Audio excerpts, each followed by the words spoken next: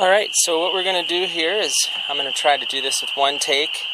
We're going to put our mixture together of coir, which is actually right here.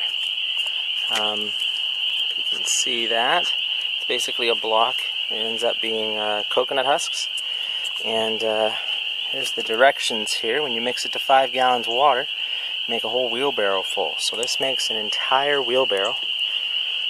So I brought my wheelbarrow up here. Has a little bit of compost in it, but that's nothing too worried about.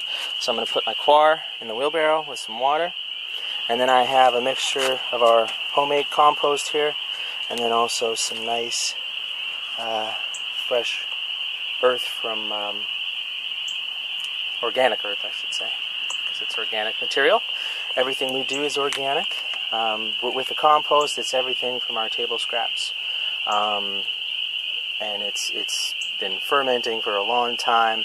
It's baked, I guess you can call it. So, yeah, looking for that to provide great nutrients. So, let me get started here. Let me just put this camera down. I guess we can try to do this. So, I'm going to put in half the coir, or at least attempt to, because it is pretty solid. Let's see if I can just break some off. Not so much. There you go, it's breaking off a little bit. What I'm going to do actually is I'm going to add some water to it. See if that helps.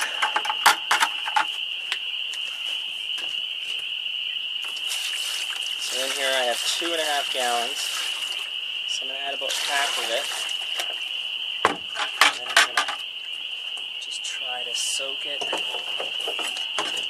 as much as possible. See if it can break off a little bit. Yeah, it is breaking off.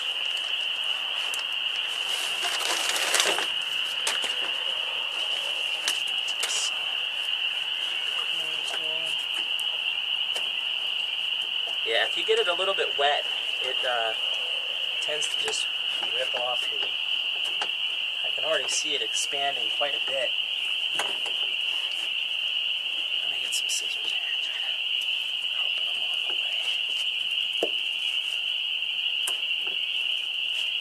And it's definitely soaking up a ton of this water already.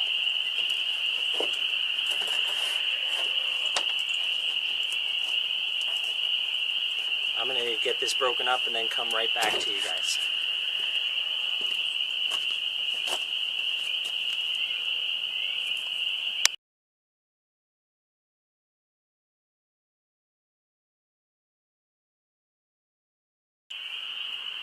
Alright, so we're back.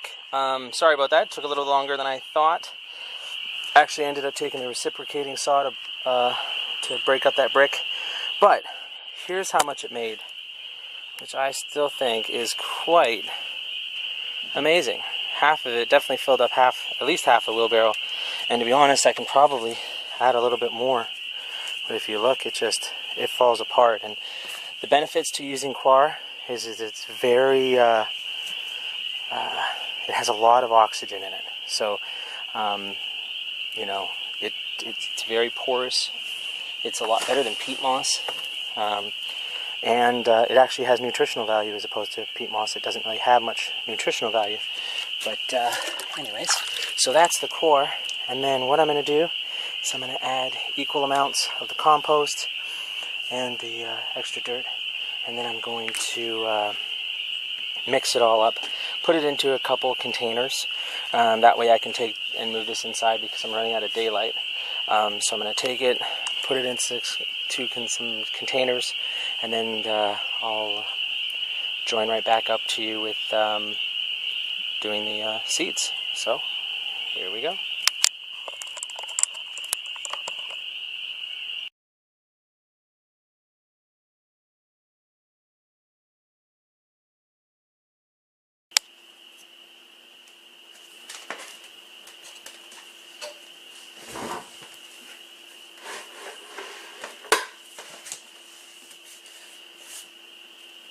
Okay, we are back. It's been about 7 hours later, so it's time to definitely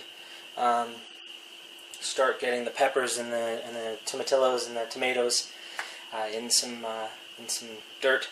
So what I've done here is, I want to look if you can see this. I hope you can see this.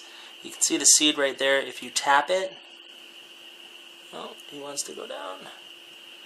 He won't go down. But if you just tap it like that, that's how you can get them to the bottom there. But what I've done here is I just have toilet paper rolls that I've cut in half. And I have them in here. I'm going to fill them up with a bit of dirt. And then put the seed on top. Or put the seed in there, cover it up, and then water it. Here's the dirt that I just made.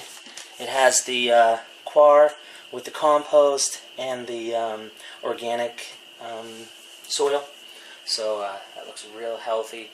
Nice color to it. I got these filters because when I start pouring out the seeds, I'm going to need to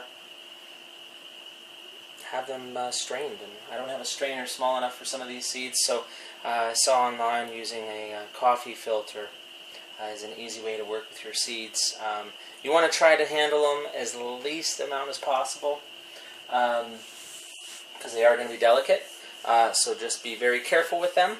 And I guess here we go, right? So I fill up a bunch of these. No science to it, I don't think. You know, just fill it up so it's about 3/4 of the way.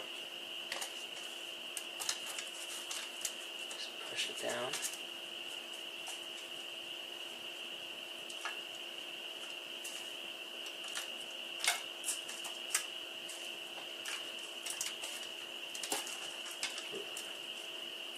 And what I'm also going to do is I'm going to take out the next layer here.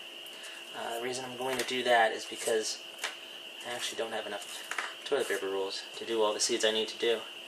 But I'm going to fill it in with dirt.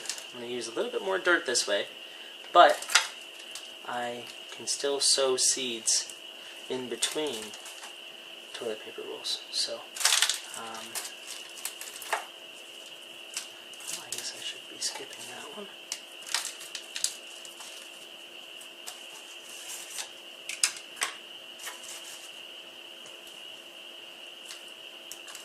If you notice, there are some leaves in here. That's just because of my compost pile. I just added some leaves there. Try to wait at least 120 days if you don't add anything to your compost before you use it. 120 days before you use it. So I'm going to fill in the rest of these, and then I will come back with showing you how to do the seeds.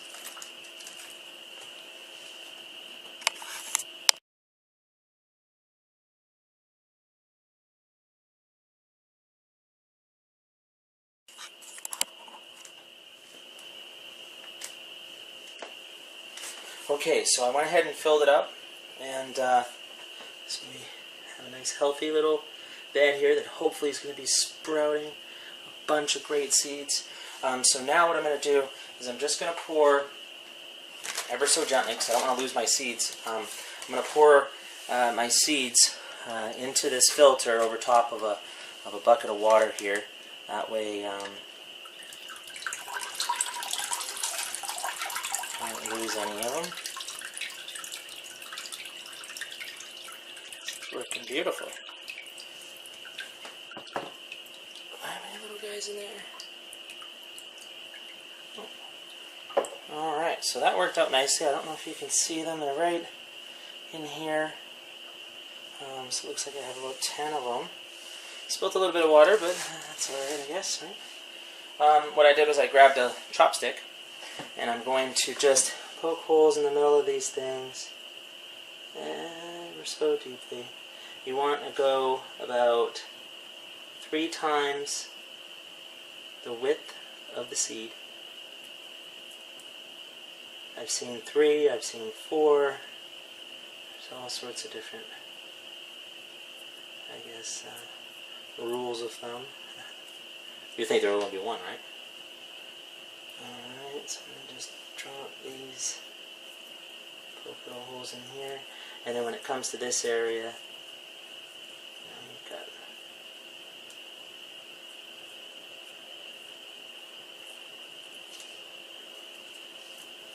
alright, so just going to do that up, and then I'll take a seed.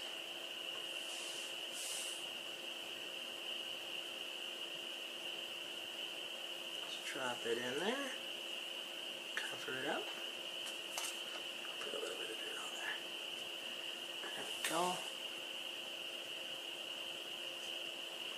These seeds are ever so tiny. So again, you don't really need to bury them too deep.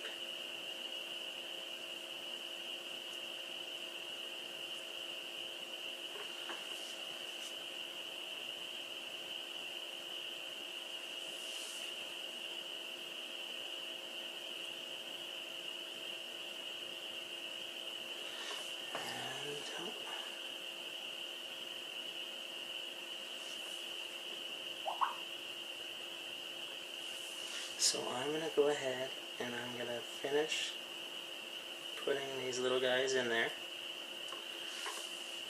And then I'll probably move on to the next couple because I'm doing my tomatillos, peppers, and tomatoes right now. And then in a couple hours I will go ahead and do my broccoli and cauliflower. So, and I will tell you actually right now, I don't know if you can see this, there's a little guy right here, excuse me, on the tip of my finger. He's actually starting to sprout. So that's a good sign. That's what putting it in a little bit of water does. Like I said, it should save you anywhere about 2 weeks actually. One doesn't want to come off my finger. Oh, it